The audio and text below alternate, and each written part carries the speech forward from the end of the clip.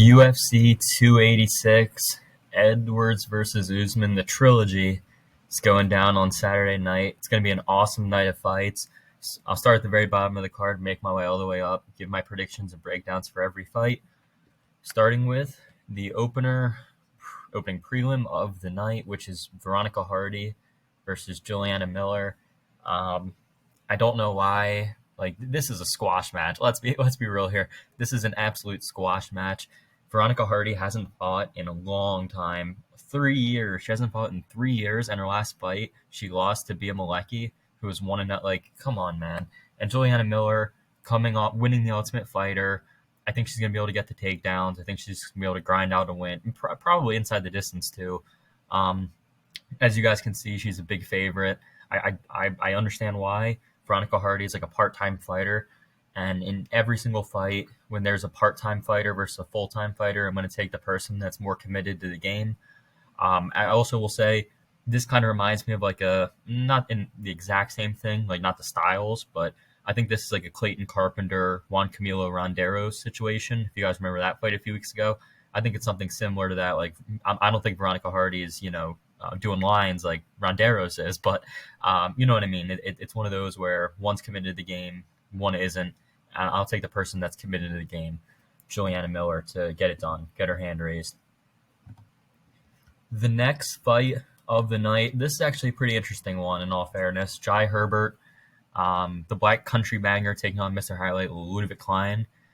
And I do like Ludwig Klein. He is moving. Well, he has moved up in weight for his last, I believe, his last 2 fights, and he looked pretty good. Dante Smith actually hits pretty hard, and he got a win over him. It was a split decision. I mean, I think it should have been unanimous. And then he also got a win over Mason Jones, where that's also very impressive. Mason Jones was a prospect on the rise, and Ludwig Klein beat him. And I think Ludwig Klein's actually pretty good. Sure, he has a few losses mixed in there to Mike Trezano and Nate Landwehr, but the dude's a good striker. He's a clean striker. His grappling's also pretty solid. Like, I didn't really like, from what I was seeing in his last few fights, especially at lightweight. I think although he is going to have a size disadvantage in this fight, as far as height and reach goes, to Jai Herbert by a few inches in height and reach, but I don't think it's going to make too much of a difference. Jai Herbert has been knocked out. He got knocked out badly against Ilia Topuria. And it was like, all right, Ilia Topuria is a beast. I'm not going to say, like, it's a terrible loss to have against Ilia, but the fact that he got knocked out cold is, definitely going to mess with his confidence. He comes back after that and beats Kyle Nelson. I'm not really high on Kyle Nelson. I'm really not. I don't think Kyle Nelson's a decent fighter. He had a draw with Doo Ho Choi, which wasn't a draw. Doo Ho Choi won that fight. The ref took a point from that headbutt, but that's neither here nor there. As far as this fight goes, Jai, I just, like I said, wasn't really impressed versus Nelson. He had to use the wrestling. It was 1-1 going into the third, and Nelson was gassed, and Herbert was also looked a little bit tired, and he was the one that was just, got on top, got the takedown. I don't think he'll do the same to Ludwig Klein. I think Ludwig Klein will be able to get it done. I'll say by decision. Jai Herbert is a good, he's a good scrapper though. He's training with Leon. That's the tough part. He's training with the champ, but I am still going to go with Ludwig Klein. I think he does get it done. Next up is Joanne Calderwood, or Joanne Wood now, versus Luana Carolina. I shouldn't have to pick this. I shouldn't be forced to pick this fight. I really shouldn't, but I'll go with Joanne Wood simply for the fact that she's fought better competition and she hasn't really beaten any of the really good competition as far as like the top 5 goes, but it's not really like, look at some of her losses. I mean, Alexa Grasso, current champion. Talia Santos could have been the champion, could have got the decision over Valentina herself. Lost whatever Lauren Murphy, not the best look. Beats Jessica Ai, and then loses to Jennifer Maia, who's on this card as well, who's also, a pretty good fighter herself. And Luana Carolina in her last fight got starched badly by Molly Meatball. That was brutal. That was a bad knockout. And she's taken a lot of time off at this point, close to a year now. So despite the time off, though, it's like she got knocked out cold, like just starched. and Joanne Wood's not gonna be able to starch her. But it's got to, like I said, if people get starched out cold, like it definitely, I think it does something to their confidence.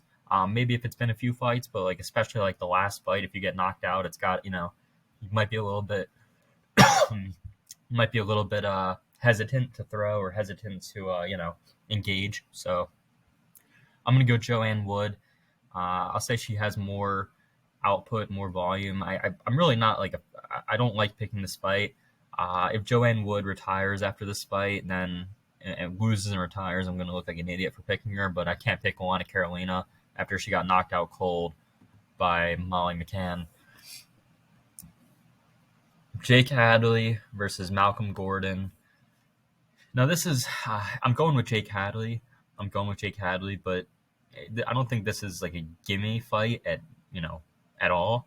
I think Jake Hadley definitely has, he's got to watch out for a lot for Malcolm Gordon. Malcolm Gordon's he's got pretty good jiu-jitsu. He's an explosive kind of guy. Like, I just think Jake Hadley is just better overall. I think he's the more cleaner and technical striker. I do like Jake Hadley striking, and even his jiu-jitsu, he doesn't mind being on his back, but he also is very good off his back. His only loss was to Alan Nascimento,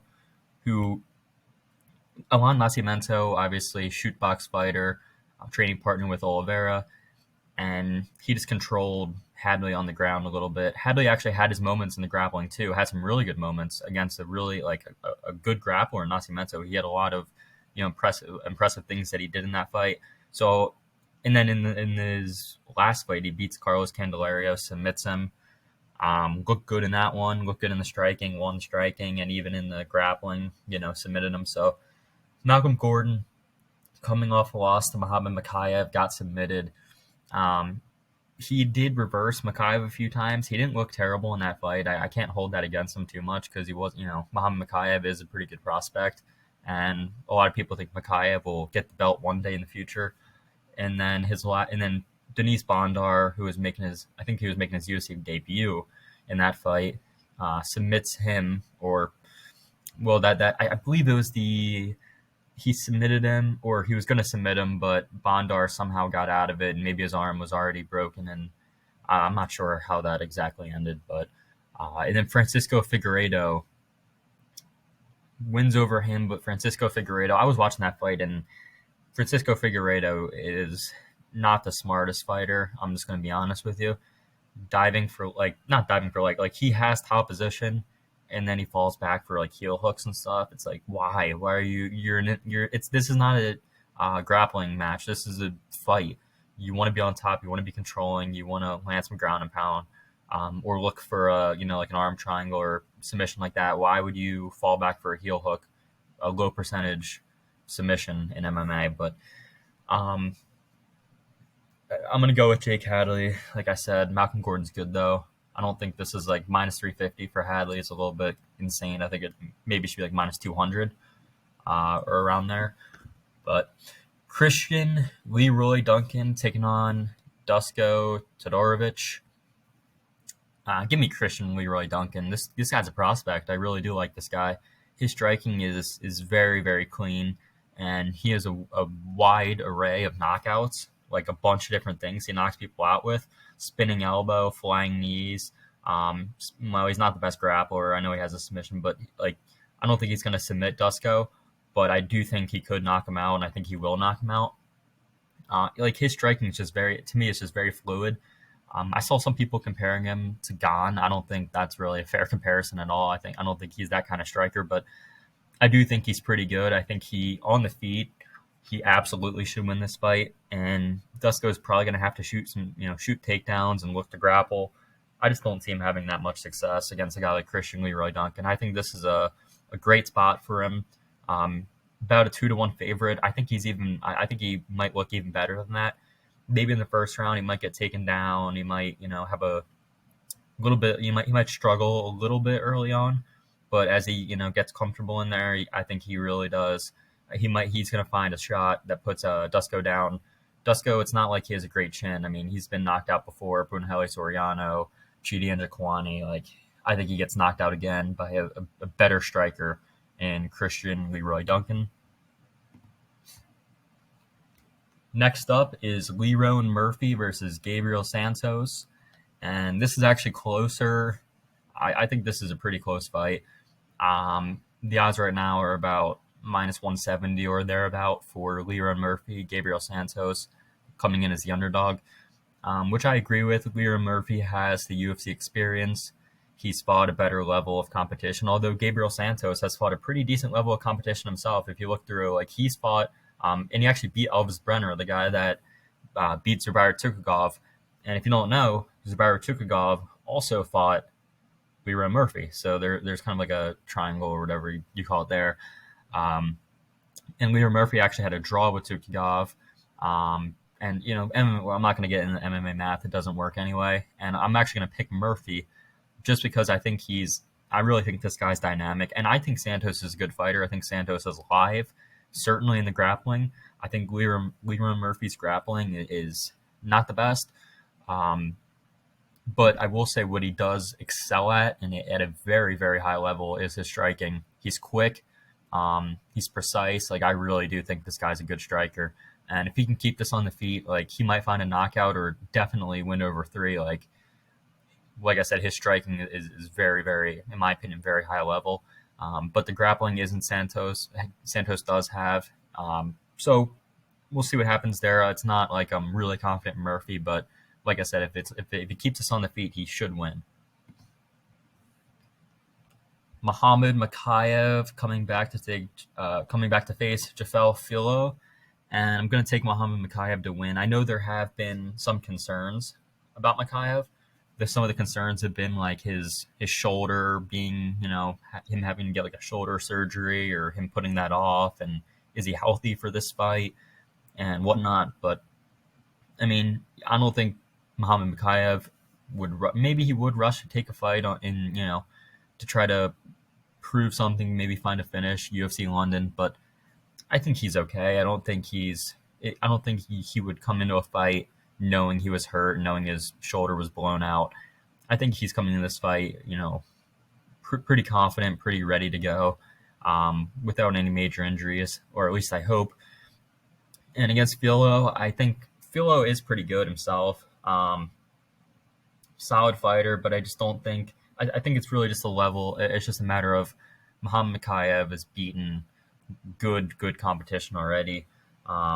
Malcolm Gordon's pretty solid. Charles Johnson, I know he lost his last fight to Ode Osborne, but Charles Johnson's good. Like, being able to beat him 30-27, although he didn't finish him, he didn't look amazing.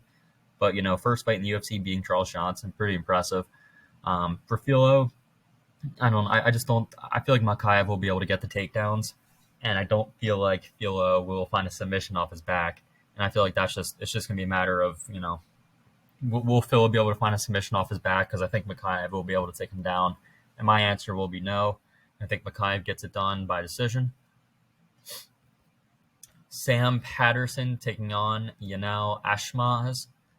And I was very tempted to pick Yanel Ashmaz in this because I really don't like Sam Patterson all that much, at least right now. He is huge, though. He's 6'3", 78-inch reach. He's a huge lightweight. I don't know how he makes the weight. I seriously don't know how he makes the weight. Like, he must cut an insane amount. I mean, he's kind of pretty skinny, so I guess I get why. But like, still, 6'3" is huge for lightweight. But as far as his skill set goes, I mean, he's better on the mat. In all honesty, he's better on the mat than in the striking. In the striking, I mean, he does have, being as big as he is, he can, find the target sometimes and land some good shots. But he leaves his chin up in the air. He's open to get hit. I don't like his striking. When he fights a good striker, he's going to get flatlined. He's going to get dropped. I don't think the thing is, I just don't think Yanel's that kind of guy that's going to be able to beat Sam Patterson. Maybe he can, but I don't think Sam Patterson should be that much of a favorite, for one. But ultimately, the UFC knows what they're doing. They're trying to give Sam Patterson a winnable fight. But like I said, the lightweight is a stacked division. This guy's going to fight some good strikers eventually, and if they touch his chin, it's going to be bad news. Even in his Contender Series fight, his opponent touched his chin and dropped him in the first round, rocked him a little bit. So I think he can pass this test, but I don't think he's gonna. Eventually, I'll pick against him when he starts fighting some guys that I feel like are that level that can knock him out. And speaking of knockouts, we have Chris Duncan and Omar Morales. A lot of people say one of these guys is going to get knocked out in this fight. I could definitely agree with that. More than likely, one of these guys will probably get finished inside the distance. The question is who? Who will be the one that finds the win? Now, I really am not a fan of either one of these guys, in all honesty. Chris Duncan, I will say, one good thing I like about Chris Duncan is he's training right now out of ATT. I saw a picture of him with Masvidal, training with those type of guys. So that's, it's going to help his striking a lot, sparring with those guys, training with those guys. But I don't think, can he fix his striking that quickly? His striking defense, just leaving his chin in the air, open to get hit. He's been knocked out before badly by Slava claws. It worries me. And Omar Morales has been knocked out too. That's the thing. But I don't think he's been knocked out cold. He's been dropped. He got dropped in his last fight by Eros Medic, but he didn't get knocked out cold like Chris Duncan did. He is 37, Omar Morales. That's also 37 versus 29. Guy that's, kind of coming into his prime versus out of his prime. But I think it's a matter of skill sets here. And I think Omar Morales, he has UFC experience against pretty good competition. Let's be honest, Eros Medic, Jonathan Pierce, Shane Young, Giga Chikadze, he's fought good strikers, pretty good competition overall. Chris Duncan, I think this is too big of a step up. Even being older, I think Omar Morales gets it done. I think he could find the finish in this fight. I'm going to pick Omar Morales to win. And the headliner of the prelims is Jack Tank Shore versus Makwan Amirkhani. Does he still have the picture? Yes, he does. The classic Makwan Amirkhani Tapology picture. But I think Jack Shore wins this fight. I think Jack Shore is the better fighter. I think Jack Shore has the cardio advantage, and really, I think that's what it's going to come down to. If Jack Shore doesn't get submitted in the first round, doesn't get finished in the first round, I think he wins this fight. 99 times out of 100. I think the first round is the only chance that Makwan has.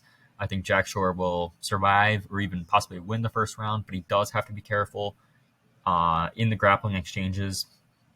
If he does, somehow get taken down or whatever, he has to, be careful because Makwan is dangerous. He is alive early.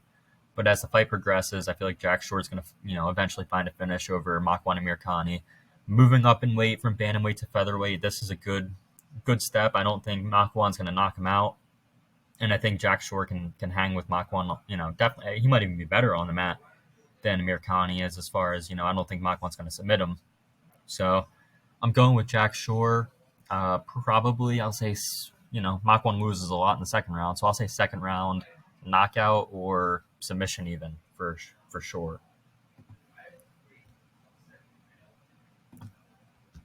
To open up the main card, we have Marvin Vettori versus Roman Dolidze. And I'm going to say right away, I'm going with Vettori. And I see some people that are questioning the underdog pick in Roman, but I think Vettori's got this one. I think the only way Vettori loses, in my opinion, is if Vettori gets submitted. I don't think he gets knocked out, and I don't think he loses the decision. Vettori's fought way better strikers than Dolidze. I don't think Dolidze is really dynamic on the feet in any way. I don't think he's very good on the feet. I think Vettori might piece him up. I think Vettori makes him look silly on the feet, just outboxes him and just beats him over 3. I think Marvin Vettori decision is the most likely outcome. Now, if Marvin decides to shoot takedowns and try to prove he's a better grappler, he probably will get submitted by Roman Dolidze because Dolidze is a much better grappler than Vettori. But Dolidze is competed in ADCC, I believe. But just in general, Dolidze is very dangerous on the mat. I know Vettori is a solid grappler, but he's not the level of Dolidze in the grappling. So if Vettori is smart, fighting out of Extreme Couture now, keeps us on the feet, just wins the striking exchanges, listens to his coaches, just, stays calm, doesn't engage too much in the grappling or really at all in the grappling because I think he can win on the feet. I think he wins this fight, and I think he'll do that. So I'm taking Marvin. Next up is Jennifer Maia versus King Casey O'Neill. I'm taking Jennifer Maia simply because she's fought at the better level of competition, and I don't think she's falling off or anything like that. I don't she's only 34. I don't think she's done, or I think she actually looked pretty good in her last fight. And Casey O'Neill, there's something about her I'm just not a fan of. I think it's her last fight, obviously against Roxanne Modafferi. It didn't really look bad. I mean, she beat her. It was a 30-27. She won the fight. I don't know how a judge can give that fight to Roxanne Modafferi. There has to be some sort of corruption. That if Roxanne somehow won the fight, it would be the most corrupted robbery in the history of the sport. But regardless, it wasn't. She won that fight clearly over Roxanne Modafferi, but she didn't find a finish or anything. She looked good, but she didn't look like as good as you would expect out of a prospect like that's 8-0 at the time. Beats Antonina Shevchenko. I mean, she just hasn't really beaten the great level of competition. Like, look at some of her fights, her last 5. Like, she's consistently fought better competition, but she hasn't looked dominant as much as I would like her to look dominant, especially against someone like Jennifer Maia, who's fought the best of the best. I think at this point, and I don't think Casey O'Neill's like an Aaron Blanchfield either. I think I picked Blanchfield to beat Andrade. I'm not Andrade. Andrade. So I don't think Casey O'Neill is like an Aaron Blanchfield type of grappler. I don't think she's I just don't see her on that level. I think Jennifer Maia, maybe eventually she will be, but I feel like right now it's Jennifer Maia. I think she does win the fight. Featured fight of the night is Gunny versus Bam Bam. Gunnar Nelson, Brian Barberena.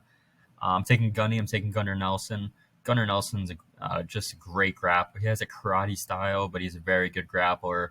Brian Barberena struggles in the grappling against good grapplers. And honestly, Brian Barberena,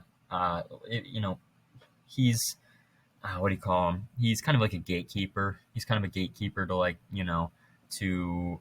I don't how do I even say, I guess the top 15, I guess you could say. Like, most guys that are top 15 level should be able to beat Brian Barberena, and I think Gunnar Nelson will absolutely be able to do it. There's a blueprint on how to beat Brian Barberena. RDA just laid out the blueprint.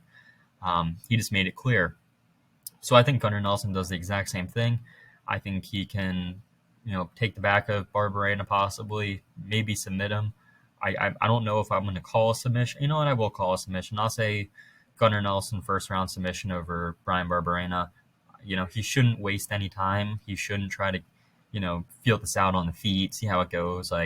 Just go to the grappling immediately. Look to take his back. Look to submit him. Look to drag him to the ground and control him. Whatever you got to do. Gunnar Nelson should win this fight, either by submission, like I just called, or possibly if he could just control him for 3, but I'll call submission. Co-main event is Justin the Highlight Gaethje versus Rafael Adaman Fiziev. I'm taking Fiziev. I think Gaethje, he's just taking too much damage for me. He's taking too much damage. I think he's a brawler, and that is I think that could help him a little bit in this fight, because he's not fighting a grappler in Fiziev. Fiziev's a striker and a very good one. So it's I don't think Justin has to worry too much about the takedowns. I would be kind of shocked if Fiziev did implement a lot of wrestling. I think this one's going to be like a barn burner on the feet, and I just think Fiziev's a better striker than Gaethje. I think he mixes it up better. I think he's more dynamic. He throws more wild spinning stuff, and he's very. I just think he's very good overall in the striking. He's gonna keep Justin guessing, and if he keeps Gaethje guessing, throwing a lot of kicks to the body, maybe mixing up head and body kicks, spinning kicks, even with his boxing, he's very, very good on the feet, and I just think Gaethje, against good technical, really, really high level strikers, he struggles. His last fight, it's pretty far back at this point, against Dustin Poirier. Dustin Poirier, not the same fighter as Fiziev, obviously, but he gets hit. He got ripped to the body a lot, and against Eddie Alvarez too. Eddie Alvarez beat him, ripped him to the body a lot. Just made, and that was more of like a brawl, like a war between him and Alvarez. But I feel like Gaethje, he can be finished. He's been finished before. He can get knocked. He's been chinned. He got dropped by Oliveira. I think Fiziev has enough power, especially in his kicks. Like he could drop Gaethje and really hurt him, possibly knock him out. Uh, you know what? I'm gonna call Rafael Fiziev by knockout. I think he can finish Justin Gaethje. I think Gaethje, as good as he was, and as good as he still is, like he's very talented. I just think he's a little bit overrated, and I hate to say that because it's like Justin Gaethje overrated, like 23-4, beat so many guys, but I just think I think Justin Gaethje is very good, but I just don't think he's on that level of a Fiziev, of an Oliveira, of a Poirier, of a, you know what I mean. I think some of those type of guys are on the next level, and I'm gonna pick Fiziev to win by knockout. I don't know when it's gonna happen, but I do think that Fiziev can find the finish here. Um, but I'm not going to discredit Justin too much. I know I've been saying a few things, always a little bit overrated, this and that. He does have a lot of power, and he can crack, and he can certainly knock people out himself. So I'm not going to disrespect the man. Like there's a world out there where Justin gets a knockout in this fight. So um, just saying, I do think Fiziev gets it done. The main event of the evening, though, is the trilogy: Leon Rocky Edwards versus Kamaru Usman. I picked Leon last time. I don't have it on video. I've only had my channel for, I guess, like a month or so now. Um, so people aren't going to believe me when I say I picked Leon. But if you don't believe me, I'm going to pick him again. I think Leon wins again. I think he looks better than the last fight. I think people are going to be shocked at how good Leon looks, not fighting at elevation, fighting in his home country, all the confidence in the world, knowing that he can take down Usman, knowing he can knock out Usman, knowing that he can have success in certain moments, get taken down and get back up, or work his way to the feet, whatever. I just feel like Leon's going to be more. I think his confidence is going to be through the roof. Usman, as good as he is, as good as he's old now. He's not old, but he's getting older. He's about to be 36. I know he's had some lingering injuries, like the hand injury. His knees aren't the best. Like I know, I'm not gonna say like, oh, that's the reason why I'm picking Leon, but I think all this stuff plays a factor. And if you take everything into account, you take some of the outside stuff like the injuries into account, you take the altitude and elevation into account that Leon had to deal with, whereas Usman trains at altitude every single day. I just think it's one of those where Leon's going to have the advantages in this fight coming in. Usman, never been knocked out before. He's going to come in probably thinking, like, I really don't want to get knocked out again by this guy. Might be a little bit less. He might want to throw a little bit less output. I feel like Leon could even win the decision here. I know a lot of people are saying, like, if it goes the distance, it's going to be Usman. But I really feel like Leon is being overlooked again. I don't know how he's being overlooked again after what he did last fight. He knocked Usman out cold, stiff. The headshot just destroyed him. I don't know how people are still disrespecting the man after he knocked Usman out cold, the first person to ever do it. You know what? I'm picking Leon Edwards again. I don't. This is the one where I'm like, I don't know how Leon gets it done. I just think he gets it done. If he somehow wins by like submission or something, that would be like the craziest thing ever. Like I just, there's no way of predicting how he gets it done, but I just feel like all the factors are now in Edwards' favor. In his prime, just won the belt off of a knockout. Not fighting at altitude, fighting in his home country. Knowing he can take down Usman, just so many things in his favor. I'm going with Leon Edwards to win the trilogy. And overall, it's an amazing fight card. Can't wait to see it. Got a few underdogs this time around. Leon Edwards, Jennifer Maia, I believe will win. And there are some also close odds in general. But like I said, great night of fights. Thank you guys for tuning in, and I'll see you in the next one.